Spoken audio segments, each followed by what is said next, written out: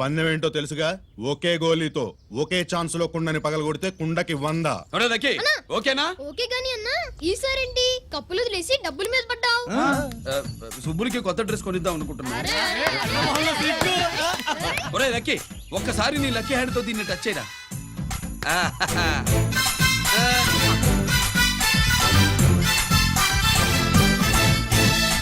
అదేంటి నోట్లో వేసుకున్నాడు? అదే గిరన్న స్పెషాలిటీ.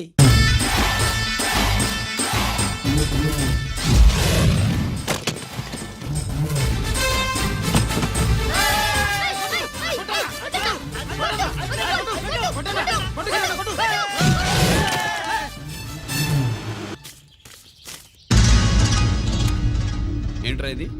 ఎలా కోళమా? మిగతా 500 నా దగ్గర లేవు. మర్యాదగా 3 అంకెలు లెక్కెట్టలోగా ఇవ్వకపోతే నాకు 3 అవుద్ది, ఆ తర్వాత నీకు 3.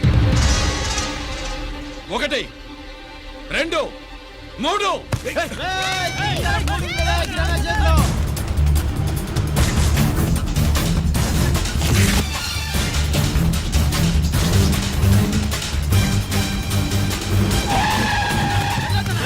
ఎక్కడికి పారిపోతున్నావు? దొరికావు. తీరా తప్పు తీ బయటికి. 500 బయటికి తీరా, నరికేస్తా.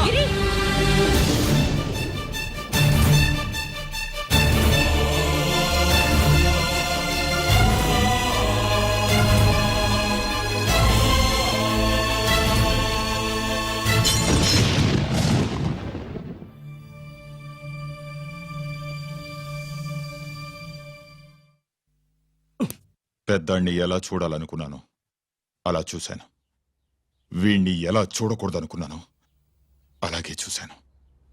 ఏం చేసావురా? నేనేం చేయలా, ఈయనే మొత్తం చెడగొట్టాడు. ఈ రోజు ఈయన వల్ల 500 లాసు. చూసావా, 500కి ఇచ్చిన విలువ కూడా నాకు ఇవ్వట్లేదు. విలువల గురించి మీరు మాట్లాడుతూ 14 ఏళ్ళు ఎక్కడున్నారో తెలియదు. ఉత్తరాలు లేవు, ఫోన్ పలకరింపులు లేవు. ఎట్లా ఉంటారా? మీ నాన్న ఏమన్నా జైల్లో ఉన్నా ఖైదీ అనుకుంటున్నావా? సెల్ ఫోన్ లేవు సప్లై చేయడానికి. పాకిస్తాన్ యుద్ధ ఖైదీ. వీడింతే మారడు. మీరు మారారా? ఆ ఎక్స్ట్రాలే వద్దనేది. ఎగస్ట్రాగా పుట్టినోడని కదా, ఎగస్ట్రాలే ఉంటాయి. ఏంట్రా గిరి, మాటకు మాట అని నాన్నగారికి కోపం తెప్పిస్తావు? నేను ముందే చెప్పాగా రాగానే నాతో పెట్టుకుంటాడని. నా దృష్టిలో కుటుంబం అంటే మీరు ముగ్గురే. మీరు హ్యాపీగా ఉండండి. తప్పుకో, పెద్ద చూపొచ్చాడు. దమ్ముంటే నా తెగలు. పందానికి రెడీయా? రెడీయే.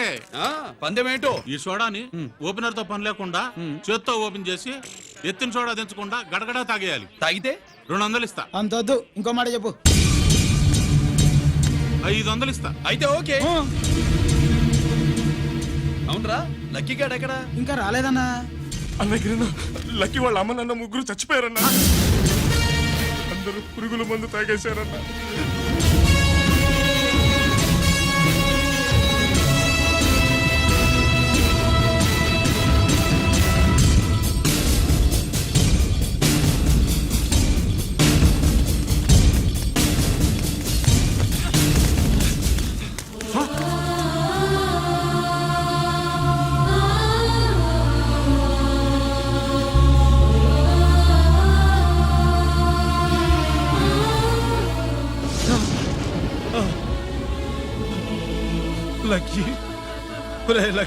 అందరిలాగే పాపారావు కొట్లో ఎరువులు తెచ్చి పొలంలో చల్లాడు.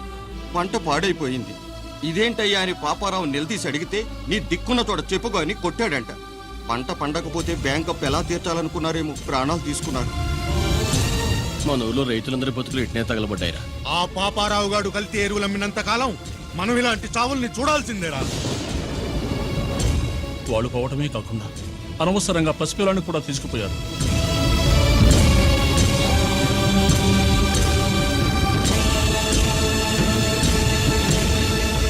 పాపం ఫండెను నేడు నీ భరతం ఫటతా చూడు.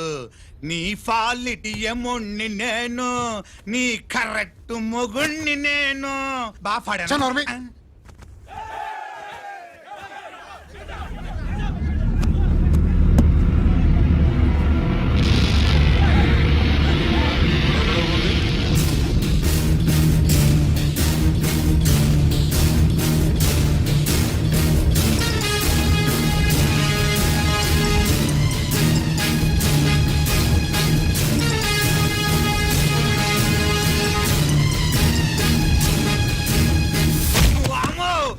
పగిలిపోయింది ఆ, అమ్మా.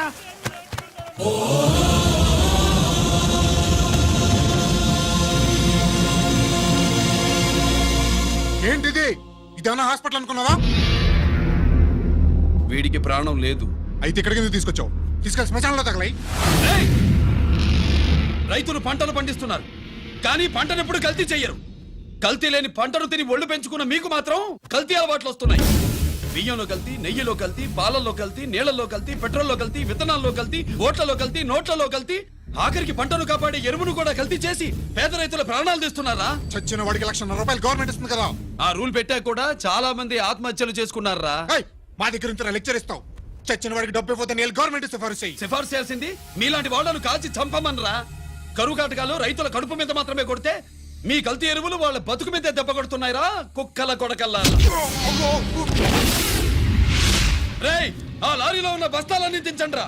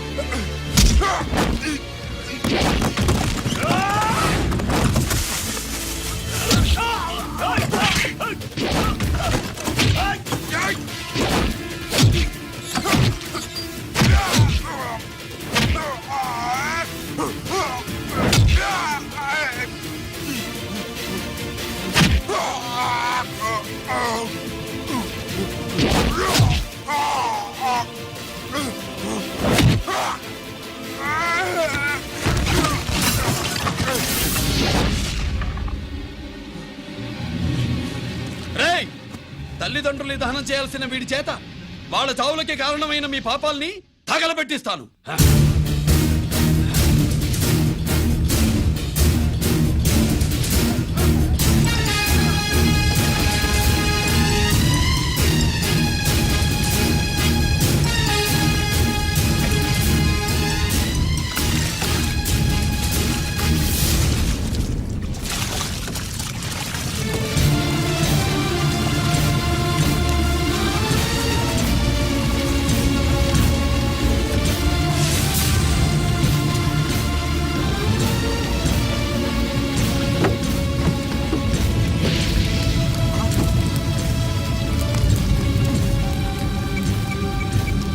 Police station.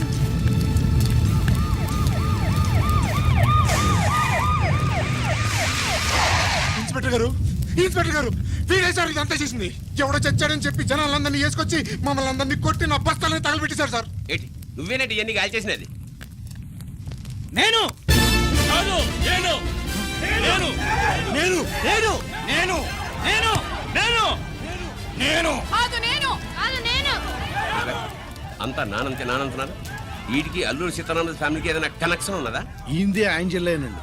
అయినా మనకెందుకు సార్, నేనంటే నేనని ఇంతమంది అంటున్నారు. మన స్టేషన్లో 2 సెల్సే ఉన్నాయి. షార్ట్ సర్క్యూట్ అయిందని రాసుకుని కేసు మూసేద్దాం. నేను ఐడియా అడిగినానా? అడుగుతారని చెప్పామండి. అంటే నాకు ఒరిజినల్ గా ఐడియాలు రావనే?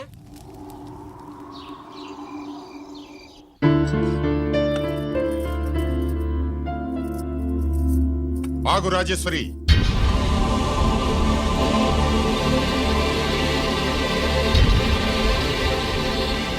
నా ప్రశ్నలకి సమాధానం చెబితేనే ఈ రోజు వాడు అన్నం తినాలి.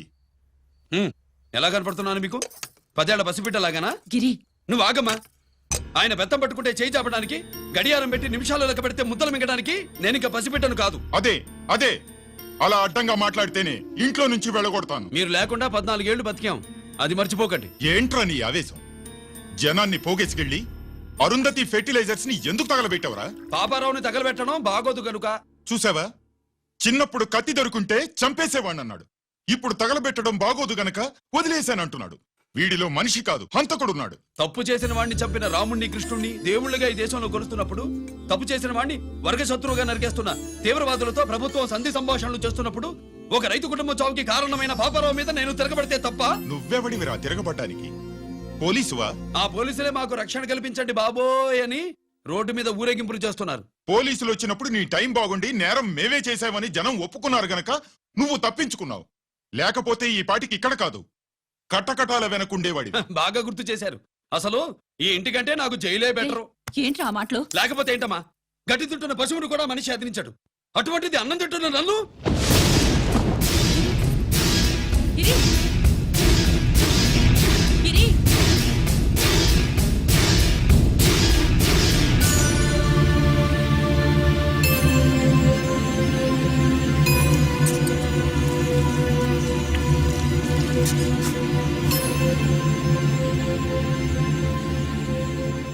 నన్ను ప్రేమించడం మానేయండి, ఊరుకుంటా.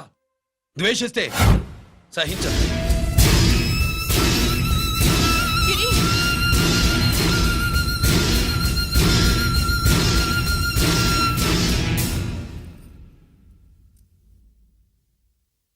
వాడిలా అయిపోయాడేంటి? వాడన్న మాటలు ప్రశాంతంగా కూర్చుని ఆలోచించండి, మీకే తెలుస్తుంది. రే కోటిగా, ఆ తగలబెట్టిన వాడి పేరేమిటి? ఆడి పేరు గిరి నాన్న. మన బ్యాంక్ చైర్మన్ ఎన్కౌంటర్ లో చంపాడే ఏసీపీ రంజిత్ కుమార్, వాడి తమ్ముడీడు. Thank you. ఏమండి, మన రంజిత్ అండి. మనం డబ్బు డిపాజిట్ చేసుకున్న బ్యాంకు బోర్డు తిప్పేస్తే ప్రభుత్వం పట్టించుకోలేదు. మన బతుకులు వీధులు పడితే మన గోడు వినిపించుకోలేదు. అలాంటి పరిస్థితుల్లో బ్యాంక్ చైర్మన్ అక్రమంగా దాచుకున్న లంచం డబ్బుని మనందరికీ సమానంగా పంచిచ్చిన ఆఫీసరు శ్రీ రంజిత్ కుమార్ గారు. ఆయనకు చేతులెత్తి నమస్కరిస్తున్నాను. రంజిత్ కుమార్ గారి లాగా అందరూ తమ బాధ్యతని గుర్తించి సక్రమంగా నిర్వహిస్తే మన దేశం ఎంతో పురోభివృద్ధిని సాధిస్తుంది. జీతాలు తీసుకోవటమే మన డ్యూటీ అనుకునే వాళ్ళు కోకొలలుగా ఉన్న ఈ రోజుల్లో మన డ్యూటీని సక్రమంగా నిర్వహించిన నిజమైన ఆఫీసరు మన రంజిత్ కుమార్ గారు. ఆయన చేసిన ఈ సహాయం అంధకారంలో ఉన్న ఎన్నో కుటుంబాల్లో వెలుగుని.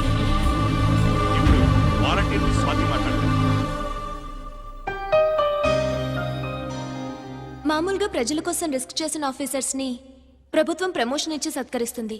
కానీ ఇప్పుడు వేరేలా సత్కరించడం జరిగింది. ప్రమోషన్తో కాదు, ట్రాన్స్ఫర్తో. బట్ ఈ నగర ప్రజలు మాత్రం ఏసీపీ గారిని ఈ మెడల్తో సత్కరిస్తున్నారు.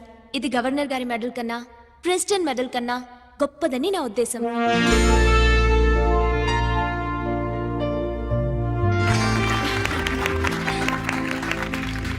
ఏమండి, మీది ప్రెసిడెంట్ ఆఫ్ ఇండియా మెడల్ ఉండాలి కదా, అది ఎక్కడుంది? అది లేదు రాజేశ్వరి. ఏమైందండి?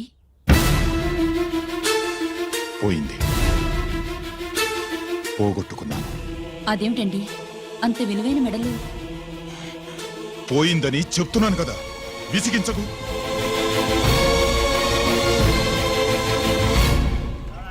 ఇదిగో. ఏంటి బావా, నీ వెండి కప్పులన్నీ కరిగిస్తున్నావు? నా కాళ్ళకి వెండి పట్టీలు చేస్తున్నావా? కాదు. మరి దేనికోసం?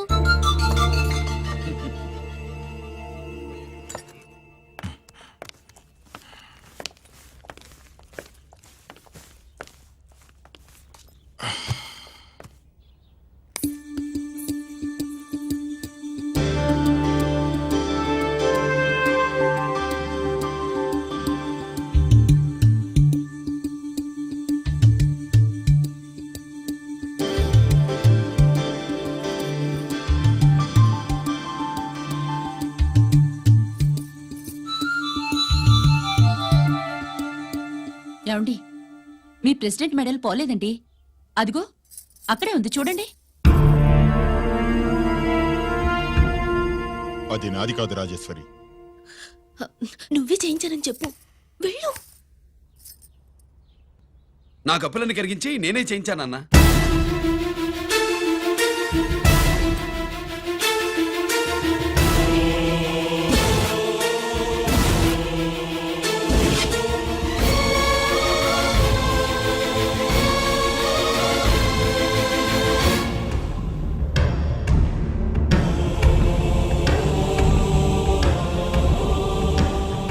చక్రవర్తి surrender all your medals including the president's gallantry award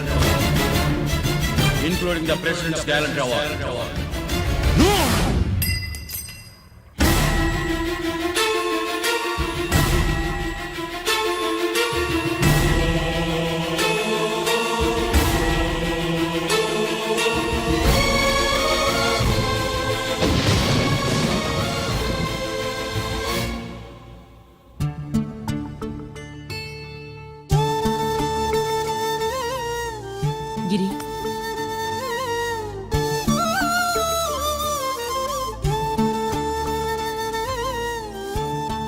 మీ నాన్నగారి మెడలో ఈ మెడలు వేసే రోజు రావాలంటే ముందు నువ్వు ప్రయోజకుడు అవ్వాలి.